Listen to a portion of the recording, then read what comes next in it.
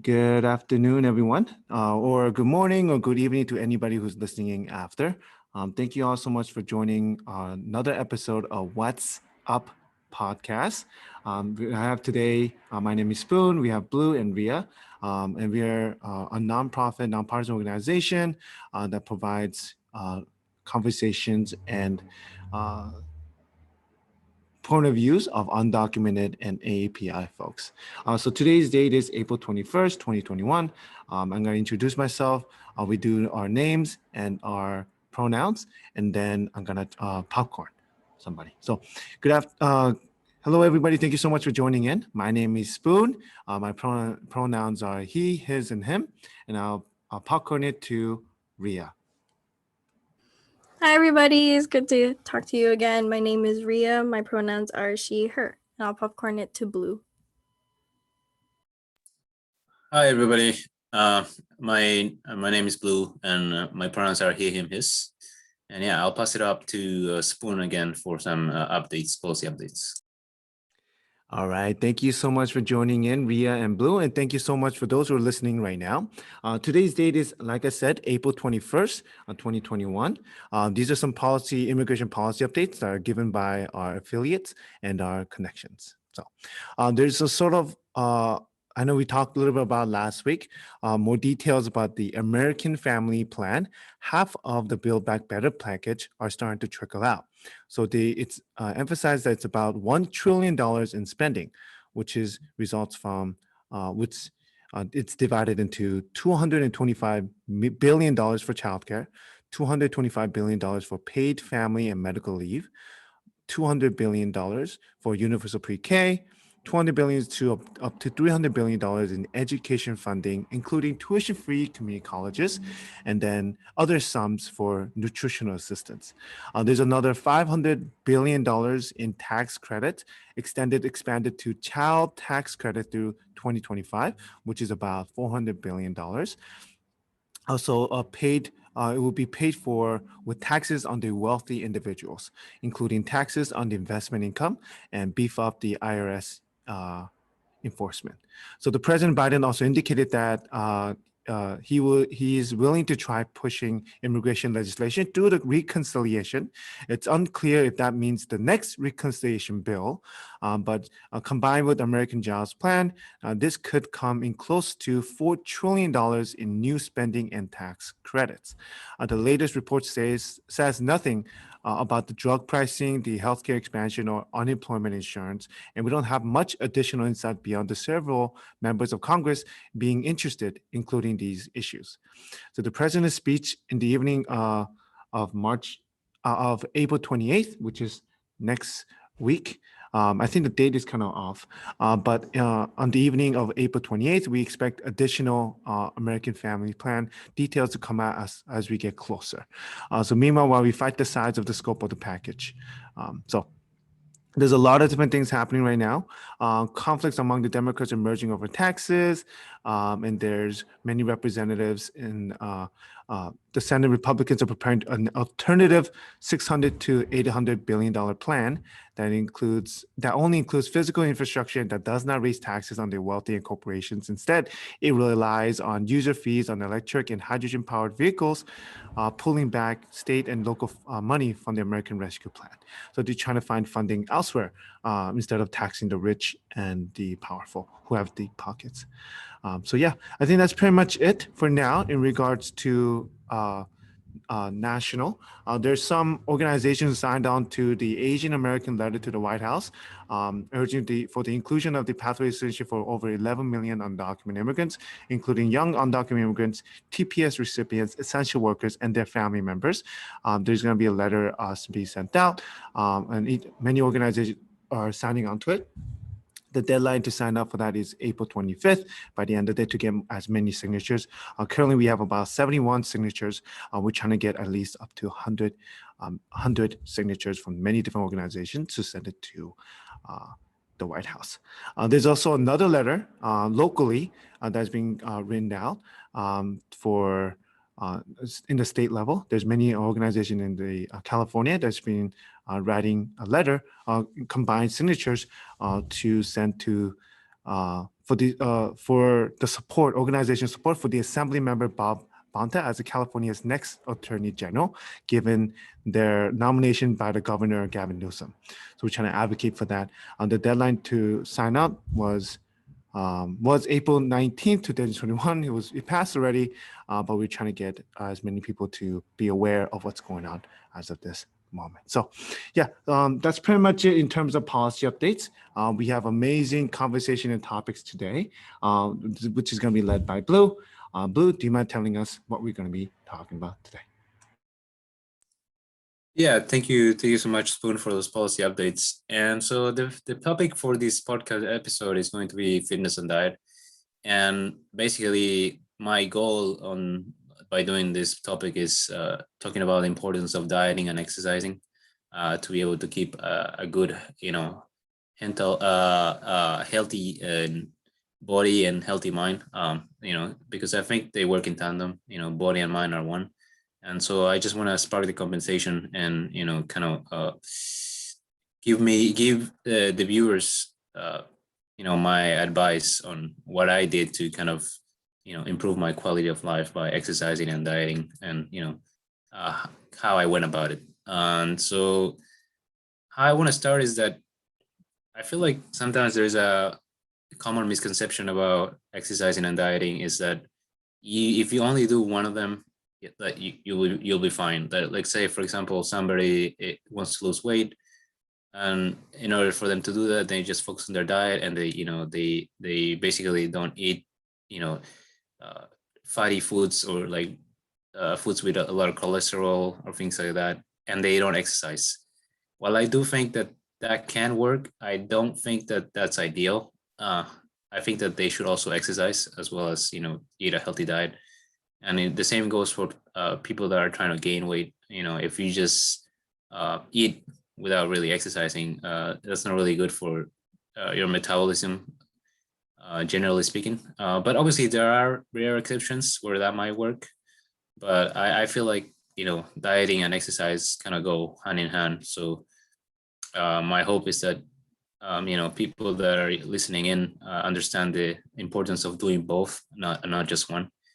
And one of the ways that I started doing that was by focusing on a protein-rich diet with a lot of protein-rich foods like plain chicken, dry nuts, broccoli, fish, plain Greek yogurt, and things like that.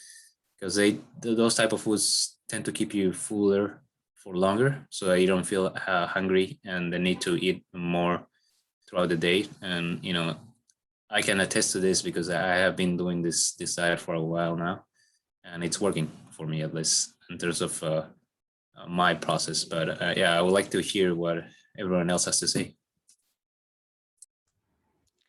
Yes. Thank you, Blue. Spoon here. I think I've heard a lot about how diet is really important. I think I don't know if this is true, but I've had a lot of people who are fitness.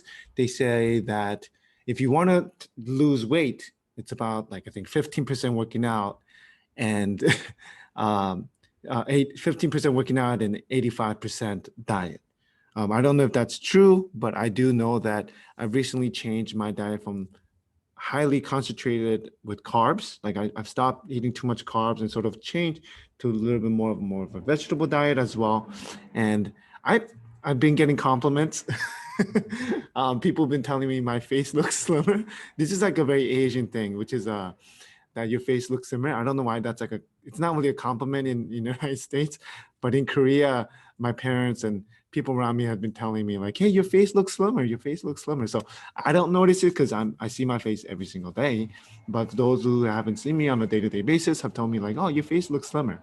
So I think as a Korean American, I eat a lot of rice. So I sort of supplement that with adding more protein, like Blue has mentioned, and adding more vegetables, but definitely eating less carbs. I think carbs have been really, I never realized how much carbs I really ate until I sort of cut down. I still eat a lot more than I think an average person, but the fact that I cut down and has made this much impact, with noticeable impact, was very interesting.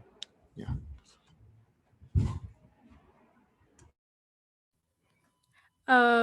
I don't think I've ever really properly dieted. There were a lot of times when I did feel like I needed to lose weight or exercise more, and of course, being uninformed and being younger at the time, I was like, okay, if I'm gonna lose weight, I'm just gonna not eat. And obviously that's not very healthy. And sometimes it's really, really hard, at least when living in an immigrant household and when living with your parents. It's hard to do that diet because you might not have the resources to get your own food, or maybe I feel the pressure to eat whatever food that my family is making. And so when I'm trying to diet, it is extremely hard if I don't have full control over what I eat.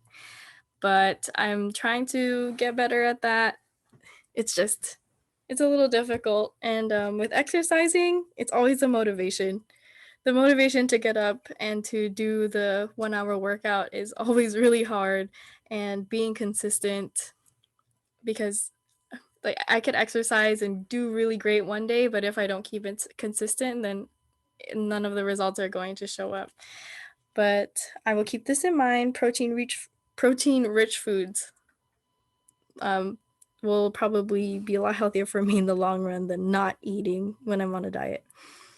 Yeah, Blue, what you got next for us? Yeah, thank you, Ria, for that. I actually want to kind of piggyback a little bit on something that you said about managing your diet when you're living with your parents and in a immigrant household.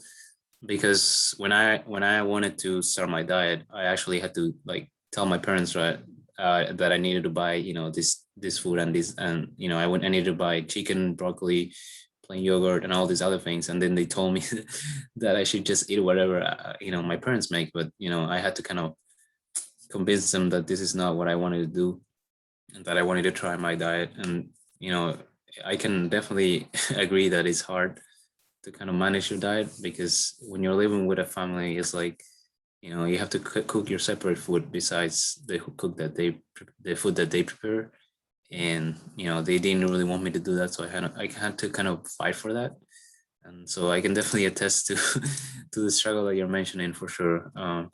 But I think that if you truly believe that that's the right decision, and you fight for what you believe is right for you, then hopefully they will be able to understand. But I can definitely attest that it was definitely not easy at the beginning to try to convince them that this was good. But once they saw that I was improving my mental health and my physical health, they kind of stopped bothering me about it. But it's definitely an issue at the beginning, for sure. And then I kind of also wanted to now talk about like what are your individual goals as a person, because it's important to kind of get yourself a baseline of where you want to start or where you are right now as a person.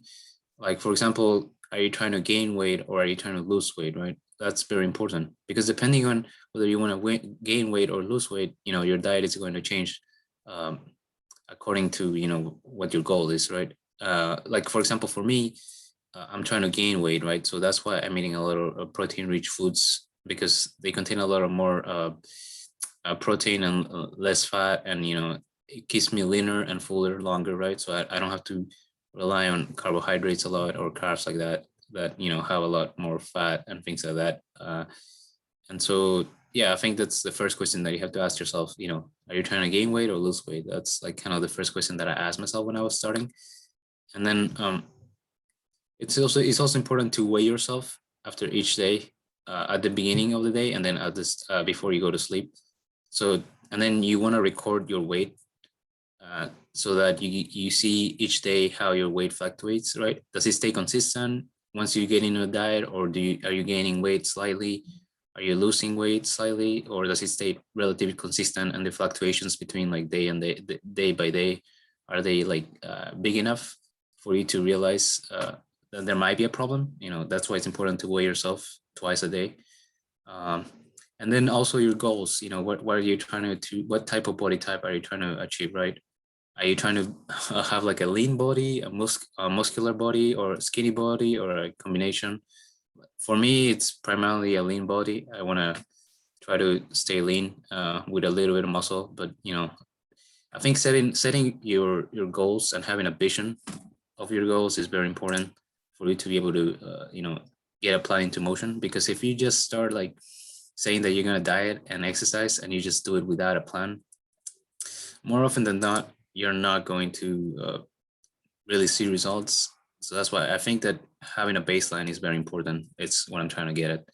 And yeah, I just kind of want to hear what is your thought process of the other members that are maybe, what goes through their mind when they're thinking about maybe dieting or exercising. Yeah, thank you so much, Blue. I think when you talk about like ideal goals and individual goals, I know that for me, I also changed, right? Growing up, I was really skinny. I was like really skinny, and I wanted to gain muscle. I think now that I'm a little bit older and my metabolism has sort of slowed down, I'm sort of wanting to go back to a little bit more, losing more weight a little bit. And just a reminder that there really isn't like this ideal perfect body. I think it really depends on each individual. And what individual goals are, whether it is regarding health, confidence, or whatever your sports activity or whatever it is, like whatever your body type you want, it really does depend. And I love that you said whether it's lean, muscular, skinny, or there's many different types of bodies. And I think emphasizing like whatever your goal is, you should really try to achieve your goal. And I think for me, this is like last. I think this is. I don't know if this is TMI, but I know that. I know there's this like a thing where you're supposed to weigh yourself before breakfast and then after your morning bathroom routine. As in, you try to, you sort of do your morning business, like TMI, your morning business, and you're supposed to weigh yourself. I think that's like a lot of the most accurate weight, or like not accurate, but like the most lightest you ever be during that day, because you want to be able to sort of empty everything, as much access things you want.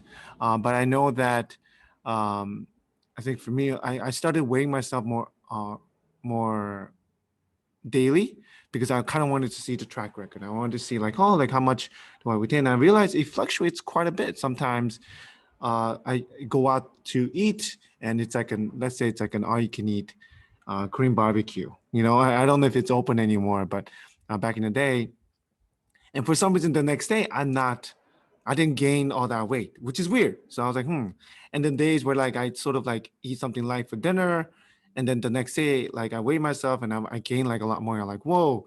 So it's really weird. I think the body is really weird. You would think like eating a lot sort of translate directly to the next morning, but obviously it doesn't.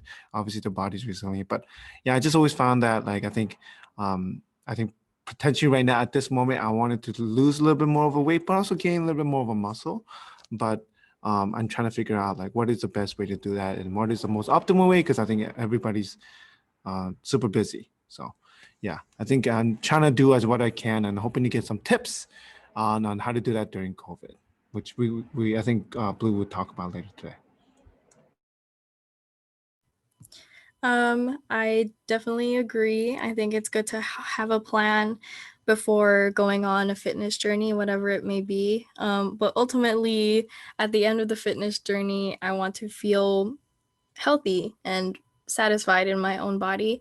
I think one of the points that stood out to me very much was weighing myself at the start of each day and before going to bed. I personally have this relationship with the scale that I just don't like looking at the numbers.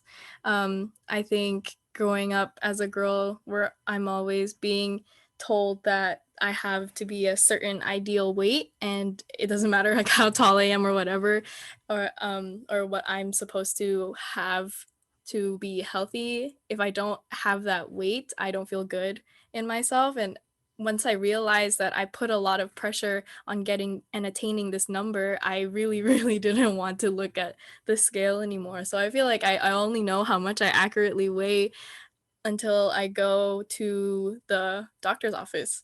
But to measure my progress and to measure how my body has changed, I usually just try to wear my clothes. And then if my pants are tight one day, I'll be like, oh, okay, I think something is different.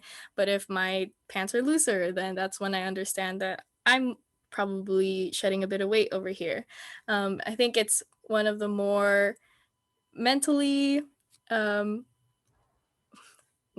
don't want to say easier, but it's easier on my mind to track my weight in that way to see if I am gaining weight or losing weight, or just, I want to say, just changing in the way that my body looks. Um, what else? I've always started with a plan, but for me, consistency is so hard. So even if I have a plan at the beginning, I'm super motivated and I write what my goal weights are, like how many times I'm gonna exercise during the week and what exercises I'm gonna do. Once that motivation wears off, it's impossible for me to get back up. So I don't know, what do you do to keep yourself motivated? Because it's really my problem area.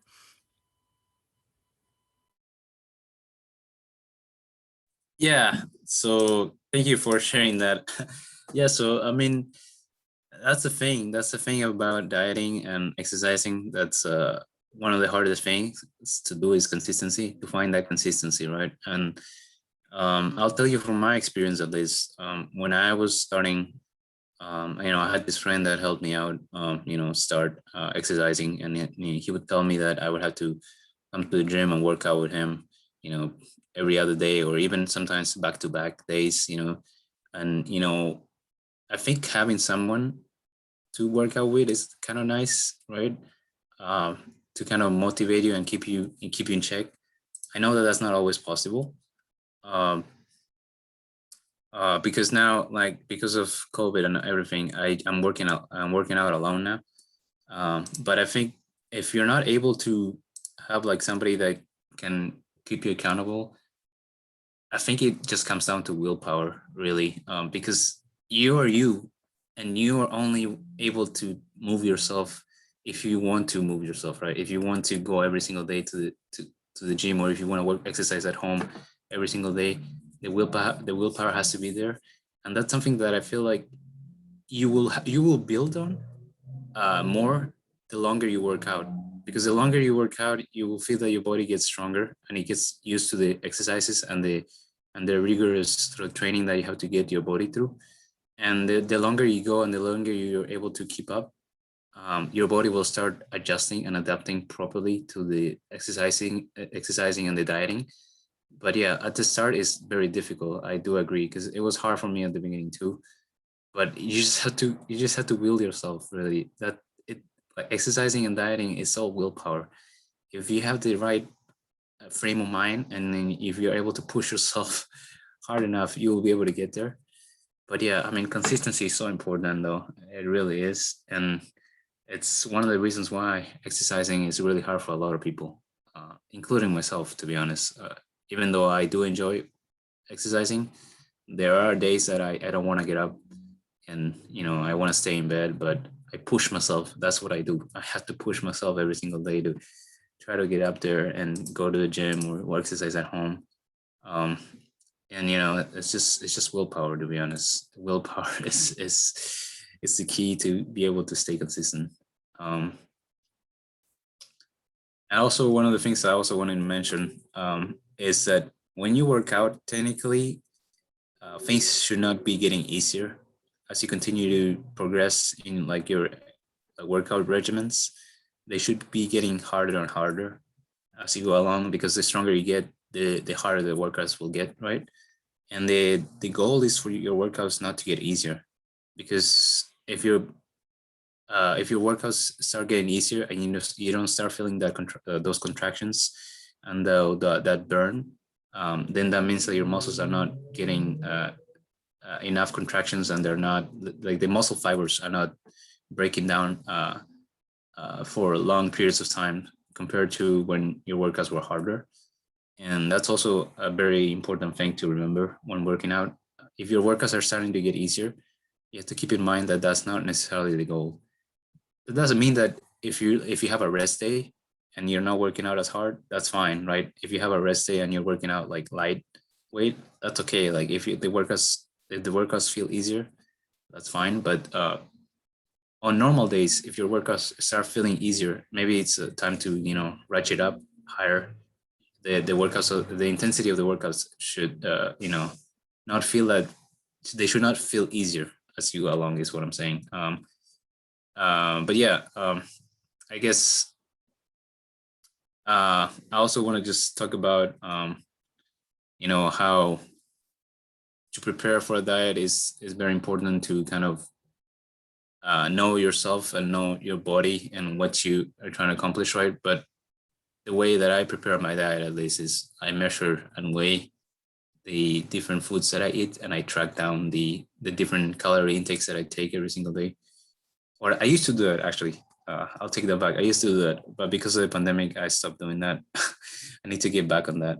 But you know, that's one of the ways I prepare for my diet. I measure the foods, and I weigh myself, and all those different numbers that I use to try to keep track of my progress.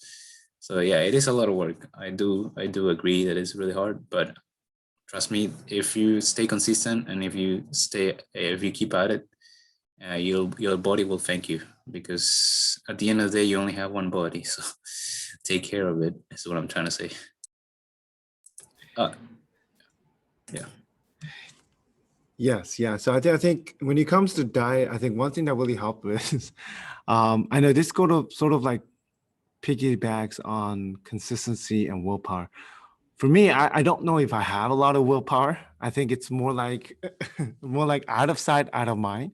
I got rid of all snacks and chips from my from my house.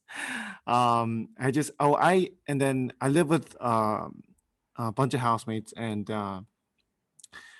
we made the snacks a little bit more harder to reach, just like extra steps here and there, and having to go, and like sodas are not in the house anymore, because I'm glad I live with a bunch of people who are also don't really eat out a lot, and they're like pretty relatively healthy, or they don't like to eat a lot of junk food. So it's been very helpful. But we do have some chips in the house, but now it's like on top of the refrigerator, where it's not like consistently out in the open all the time. So I'm not picking it up. And I realize when the snacks are there all the time, I start to just eat every now and then. And then I just forget. Like I forget I eat like a whole bag of chips. And I'm like, wait a minute, where did it all go? And so I think it's pretty interesting. Like I think for me, what has have helped is like just putting things away, or like not buying, just share, like not buying those foods and not keeping it in the house. I think that helps a lot. I think when you just buy things at a discount, and Costco has like a huge bags of chips, and you just buy, you're like, maybe I'll eat this for like a week or so, and then you just end up eating all in one sitting. It's like it's just small things here and there that has really been hard.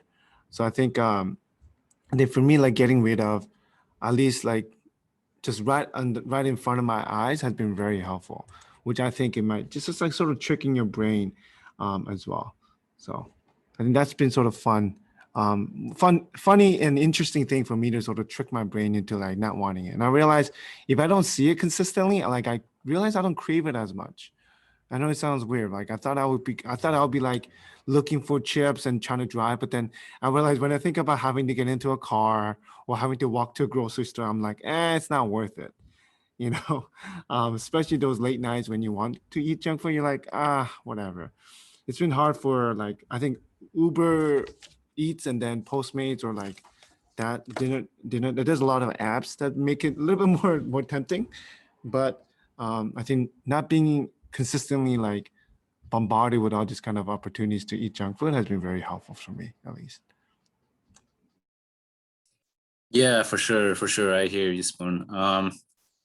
But that's what happens. So I think that something that people need to understand, that anything worth, you know, achieving, or anything worth fighting for, is going to take hard work and dedication, right? And at the beginning, it's always hard, right? But that's the thing. As you continue to move on, and you continue to go to the gym or exercise and diet, your body will adjust. You know, your body will adjust properly if you're doing it right, and you just have to stay consistent and be able to, you know, find that motivation. You know, it's not easy, for sure. If it was easy, everybody would do it, right? But you know, I think that everybody can do it. It just takes willpower, and like I said before, you only have one body, right? And you want to try to take care of it. To be honest, it's not. I just think that it's so important to just take care of your body, especially these days because of the pandemic. You want to try to stay as physically fit as possible, because I also think that being physically fit helps your mind stay sharper. And I'm just looking down the road, to be honest, as I get older, and then I no longer am able to exercise as often as I can now. I'm just looking down the road. I think the long-term effects of exercising and dieting are not can't be understated, to be honest, because I'm pretty sure they're going to pay dividends in the end if I continue to stay consistent. And I guess I quickly just want to mention I got my inspiration for like starting my diet because of my cousin, who is a bodybuilder himself, and he kind of told me or he gave me like the motivation I needed to kind of pursue this goal of mine to stay in shape, because he told me that it would pay dividends, just as he has, because it paid dividends to him. He's a bodybuilder now, so like he kind of inspired me to not maybe go that route that he went, but you just have to find your motivation somewhere. And I guess the next part of the podcast that I just briefly wanted to talk about is COVID workouts that people can do. Again, this really depends on what your goals are, right? If you're trying to gain weight, body weight exercises are really good to maintain like your body lean and fit, and but also to not lose weight, right? As long as you're able to do static exercises like push-ups, lunges, lateral planks, things like that where there's only like a static motion, where there's not that many there's not as much movement, right? And you're only doing like a single motion. That's good to kind of maintain your weight and also gain some muscle and stay lean, right? But if you're trying to lose weight, a lot of cardio exercises like running or anything that gets your heart rate up for long periods of time are good exercises that you can do. I know that because of COVID, that might be a little hard to do, right? Cardio exercises, but there are a lot of videos on YouTube where if you just type cardio exercises at home, you'll be able to just find a lot of exercises that you can do at home for sure. And then I guess me personally, I just use dumbbells for like workouts at home, and then I do a lot of body weight exercises, and I do very little cardio because I have to gain weight. But I guess I would like to know maybe if anyone here is like does home workout. Yeah, I can go. Oh, Ria, do you want to go first, or I can go? Oh, I can talk about the things that I do. I use a lot of YouTube videos, particularly the ones from Blogilates, and then Chloe Ting. Those are two. But then it also depends on the day and the mood and what kind of workout I'm looking for. But I'm mostly doing cardio. I think it makes me feel like my body is working really hard when I do that. And I also don't use a lot of external weights. I try to use my own body weight and gain muscle that way. I have a yoga mat. I use whatever I have in my house. For example, maybe a big gallon of water for weight. But for the most part, I just try to use my own body as the resistance weight. I've said weight too many times. But YouTube is the number one place for me that I can recommend to get all of the workouts from. And it's really fun because if you're trying to do your workouts if you do them in front of a YouTube video, it doesn't feel like you're doing them alone, which is probably the best part about it. I mean, they can talk to you, but you can't talk to them back. But it's okay. You're busy working out anyways.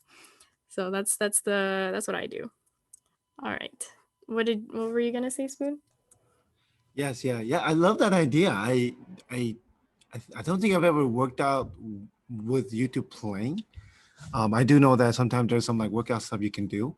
I know that there's a lot of YouTubers now.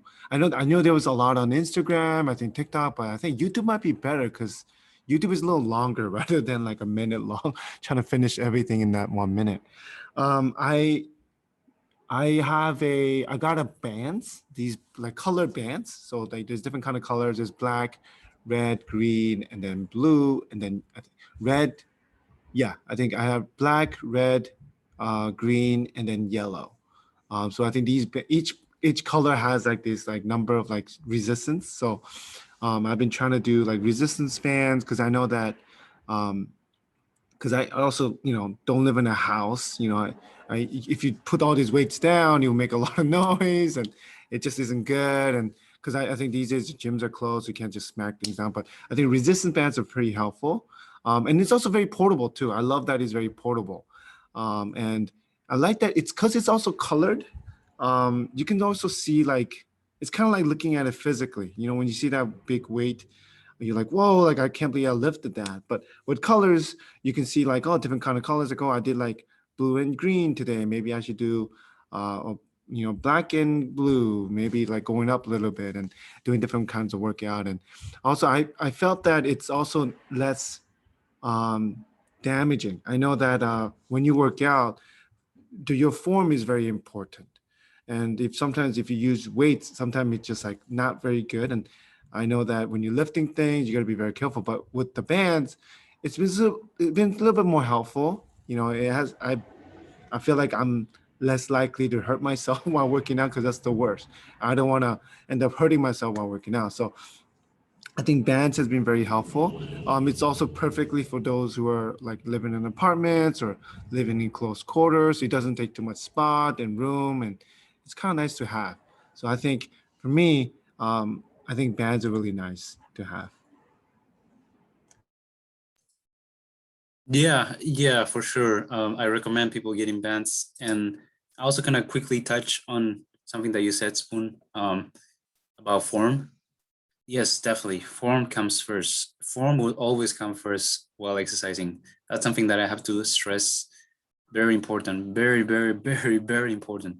Form comes first before weight. If your form is not good, it's not good at the beginning, then it can potentially be dangerous, right?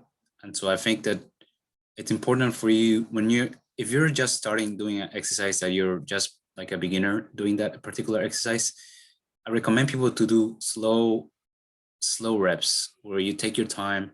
And even if you don't do that many reps, it's important to work on your form because that builds up your muscle memory. And then once your muscle memory is built up, you can maybe, start increasing the amount of reps, right? And then eventually you can maybe start adding maybe more weight depending on the type of exercise that you're doing, right? You can add more weight to help you feel that burn, right, that I was talking about earlier. But yeah, it's very important for people to realize that form will always come first. If your form is not good, you should lower your weight if you're using some type of weight, or you should do slower reps to make sure that your form is correct and you fix your form, and then you're able to be your muscle memory.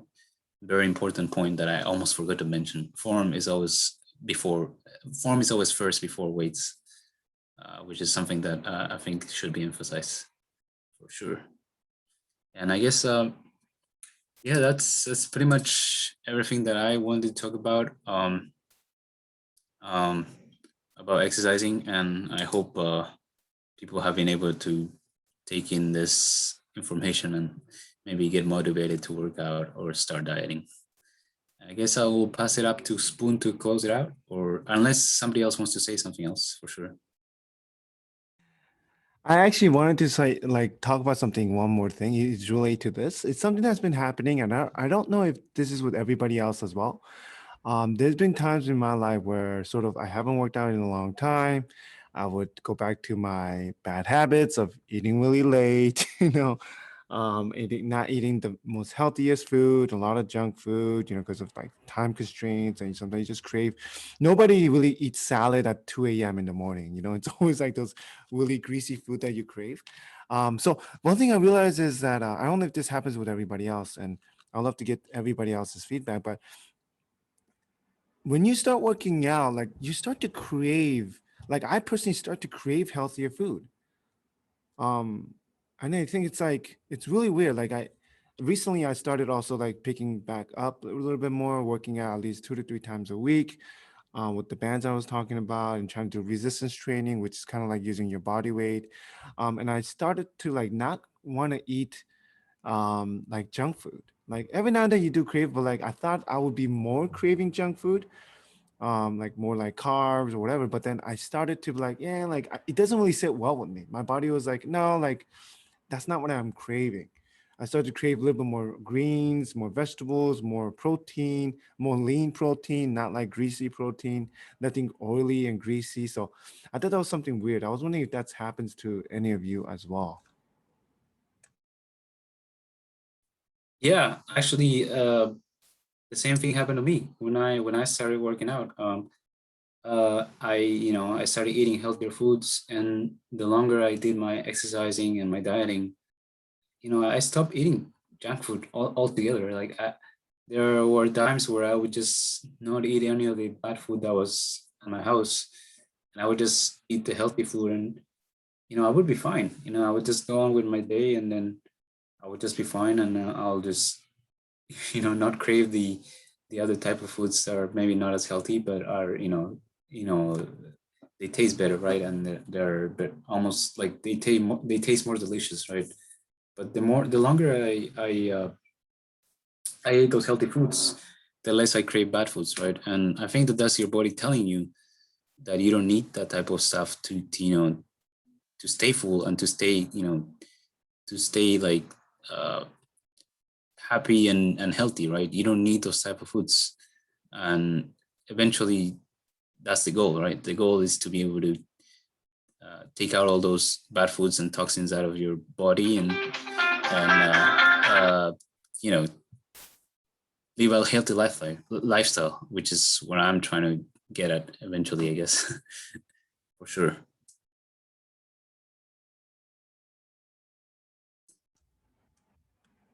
Okay. All right. Okay. Yeah. Thank you so much, Blue, for giving us this amazing resources and a lot of like tips. Thank you so much for everybody else who shared as well. I think it's really important to really stay, I think, healthy. I think first and foremost, I think uh, healthy, whatever your definition of healthy is what you're doing, what your body needs, whether it is sleep, whether it is nutrition, whether it is working out, whether it is other forms of self-care, or like physical activity that's not too strenuous, whatever. I think it's really important to really take care of your body and listen to your body. I think that's something that I personally, as I get older, I tend to feel a little bit more now. So I think it's really important conversation to have. So thank you so much for Blue, for leading us in that discussion. So next week, for those who are coming back, please do come back. We have another episode of What's Up podcast. Next week, as always, we're going to do a policy update, immigration policy update, as well as a topic of multi-level marketing scheme. There's done a lot of conversation regarding MLMs, which stands for multi-level marketing scheme, like the dangers of it. What are some red flags? How are certain communities being targeted, especially the immigrant and community lower income communities of color are highly targeted in these multi-level marketing schemes. And I wanted to really have a time to talk about it and give a space for folks to, maybe talk about their experience, maybe their family members, friends, or even just the dangers of it. So we'd love to be able to have you all join and listen to us on that day. So thank you all so much. We're going to end it today. Thank you so much for listening in. We really appreciate you coming to hear us talk a lot about the issues and the topics that are impacting the immigrant community as well as the undocumented AAPI community. So with that, without further ado, thank you so much. Please tune in next week. We'll see you all again next time. Bye, everyone.